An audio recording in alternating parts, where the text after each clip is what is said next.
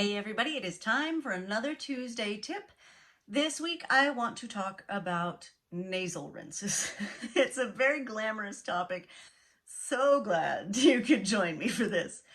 Don't worry, I'm not going to demonstrate because no, that's too much.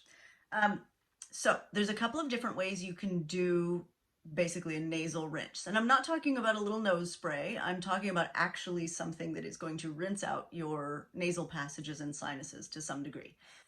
There's two different methods that are commonly used. One is a neti pot, which is basically a little ceramic pot that you stick in one side of your nose, tilt your head, and pour, and the water comes out the other side. It's very weird. I actually can't use a neti pot just because my sinuses have a weird shape. So if I do use one, I end up like audibly sloshing for a day, which is not my favorite. But there is another option, which is like one of these squeezy bottle things.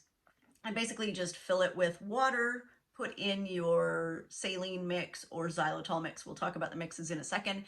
And then squeeze it up one side of your nose and then the other side of your nose. Again, the water comes out the other side. It's designed to, it's supposed to, right? And that's how you rinse out your sinuses.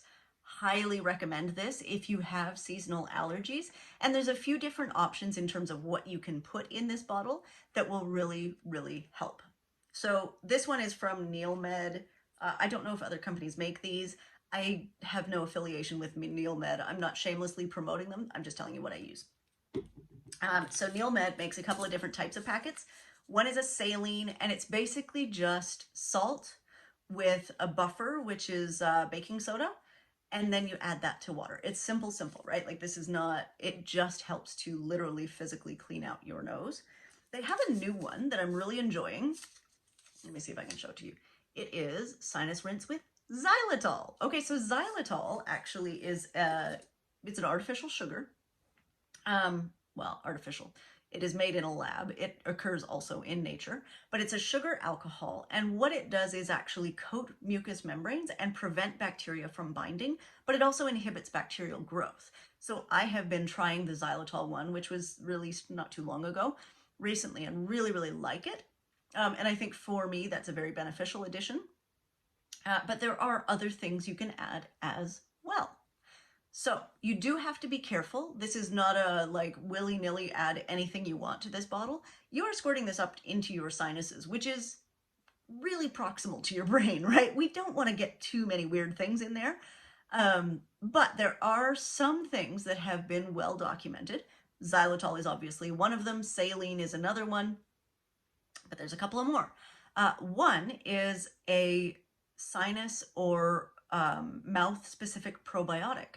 Right? And so there are companies that are making like mouth or sinus specific probiotic blends. Those can be very, very helpful for people who've been on, say, long-term use of nasal steroids or something like that, where their flora is just not, it doesn't give them good defenses.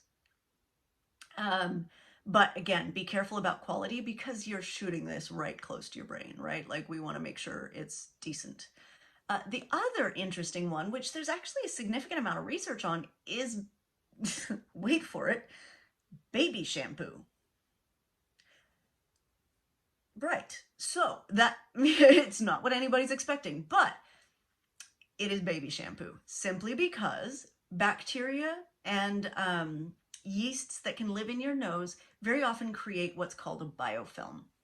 And this is basically like a tough, gluey protective substance that they secrete so that your body can't kill them, which is very effective if you're a bacteria or yeast. But the thing that cuts through this gluey, tough protective substance is soap, right?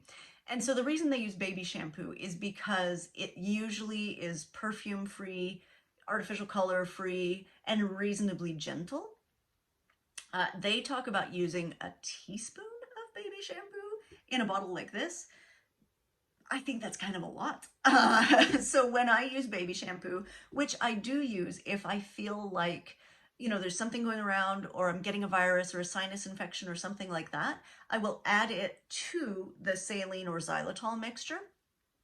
So I still use the saline or xylitol, and that actually prevents the water from burning in your nose, because if you don't put it in there and it's just pure water, it burns. It feels really bad. But if you do put in one of these buffered saline or xylitol solutions, it doesn't burn, which is weird. So anyway, if you add the shampoo to that, then it does break up those biofilms a little bit better. I know how ludicrous this sounds, but baby shampoo, it might be your new best friend come sinus infection season. Tuesday tips.